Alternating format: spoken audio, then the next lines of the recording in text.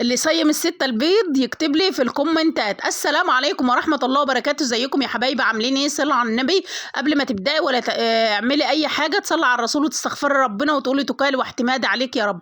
ما تنسيش تحط اللايك وتشتركي في القناة وتفعلي زر الجرس عشان يوصلكم كل جديد. انا اسفة على الإضاءة، النور قطع، وانا اسفة على الإضاءة عشان النور قطع.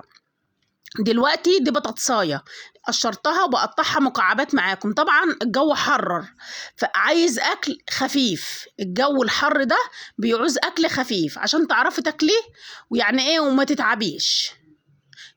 تمام. دلوقتي البطاطسايه قطعتها مكعبات اللي انت عايزاها، كبيره صغيره.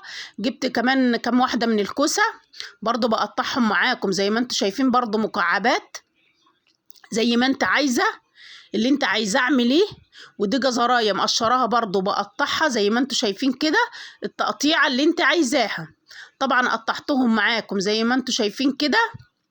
هجيب بقى ايه دي فضلة خيركم، هعمل معاكم ايه شويه شوربه خضار، بس هخليكي تعمليها بطريقه حلوه قوي، حلوه قوي قوي قوي، ما اقولكيش مش هتزهقي منها ولا ولادك هيقرفوا منها ولا الكلام ده كله. لو مش بيحبوها ولادك هيحبوها. الحمد لله النور جه.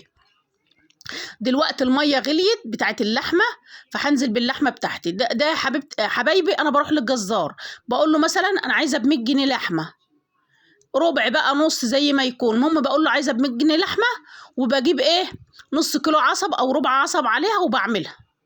والحمد لله والفضل ربنا، هو ده اللي انا بعمله. دلوقتي الميه غليت، نزلت باللحمه بتاعتي، رحت نازله بطماطميه بس بحب اعصرها كده، بتدي يعني نكهه حلوه قوي للشوربه وشكل حلو وطعم حلو. ونزلت ببصلايه. طبعا اللي هنزل يعني نزلت بحوالي معلقه من السكر، معلقه صغيره، ولا نزلت بملح ولا باي حاجه لحد عفوا لحد لما تغلي معانا. طبعا هتغلي هتشيلي الريمه. دلوقتي انا خرطت الخضار بتاعي زي ما انتوا شايفين كده. هجيب بقى الخضار اللي انا مفرزاه، في خضار انا مفرزاه طبعا نقلتها ورا وهديت عليها النار وسبتها مع نفسها. دي فاصوليا، نزلت بشويه من الفاصوليا. طبعا اعملي الكميه اللي انت عايزاها. ودي بسله، نزلت برضو بشويه من البسله من اللي انا مفرزاهم، وهنزل بيها في الحله زي ما انتوا شايفين كده.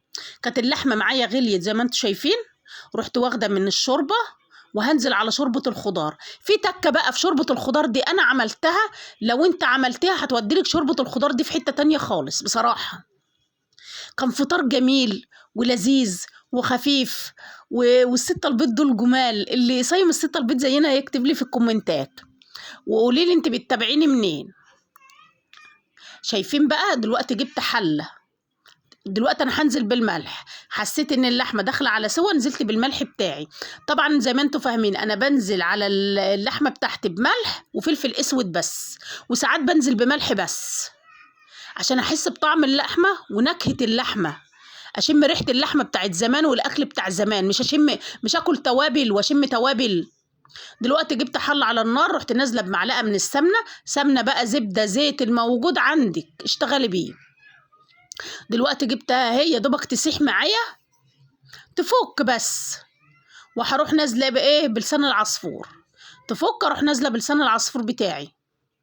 هقول لك بقى على لسان العصفور، مش عايزاه يشرب الشوربه معاكي ويفضل زي ما هو، هقول لك اعملي ايه دلوقتي. ولا هيشرب الشوربه معاكي ولا اي حاجه وعايزاه كله ياخد لون واحد، هقول لك اعملي ايه. طبعا انا سيحت السمنه، نزلت باللسان العصفور بتاعي، هروح مهديه النار بقى، تحمريه على نار هاديه. ولو هتعملي رز بشعريه، الشعريه نفس الوضع، تنزلي تهدي النار على الشعريه. شايفين بقى انا هديت النار كله خد لون واحد ازاي.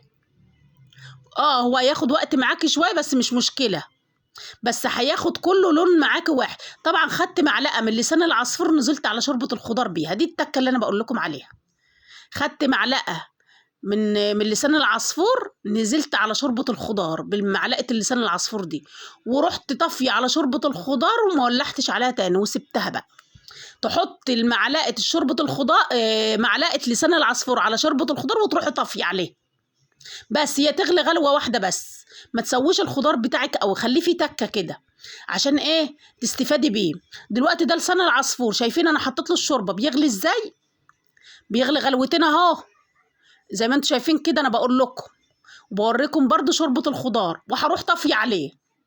كده انا طفيت عليه خلاص. خش على الرز المعمر بقى لحد اول عقله. الرز المعمر لحد اول عقله زي ما انتوا شايفين كده. طبعا انا عبرت برام الرز زي ما انت بتقول عليه بقى طاجن برام، احنا بنقول عليه برام. ورحت غسله الرز بتاعي ورحت منزلاه في الطاجن تاني. طبعا لما انت بتغسلي الرز بيزيد معاكي. طبعا مسكت جبت اللبن، ولا تسخنيه ولا اي حاجه، زي ما هو. جبت اللبن، نزلت بمعلقه من الملح. الطاجن ده بياخد كوبايتين رز معايا، يعني يعتبر بياخد نص كيلو رز، هياخد نص كيلو لبن، وهياخد كوبايه ميه. طبعا اللبن ده انا كنت حاطه عليه ميه. اللبن ده انا كنت حاطه عليه ميه. لازم تحط ميه للرز المعمر، وتروحي مقلبه بقى. لازم تقلبيه عشان كله يتغلغل من اللبن. وتروحي بقى تكوني مولعه الفرن له ربع ساعه وتروحي حطاه. اهم حاجه عايزه تسوي الرز صح المعمر على درجه حراره 180. درجه حراره 180، الوش بتاعه يحمر، تطفي الوش وتسيبي القعر مولع. تطفي الوش، خد لون معاكي زي كده، تروحي طافيه الوش وتسيبيه يستوي بقى من جوه، عشان الوش ما يتزرطش معاك اكتر من كده. انتوا شايفينه بقى عامل ازاي؟ الرز المعمر تحفه، ولسه هيزيد تاني. دلوقتي جبت السمنه بتاعتي الموجود عندك، سمنه زيت انت حره، وسقيته السمنه بتاعتي زي ما انتوا شايفين كده. بتنخسيه من كل ناحيه عشان يتغلغل من السمنه، يشرب كله منها. وهروح رده تاني 5 دقايق، هرده تاني في الفرن 5 دقايق، ياخد 5 دقايق في الفرن برضو على 180 القعر بس. الوش خلاص احنا طفناه، مش هنشغلوه تاني.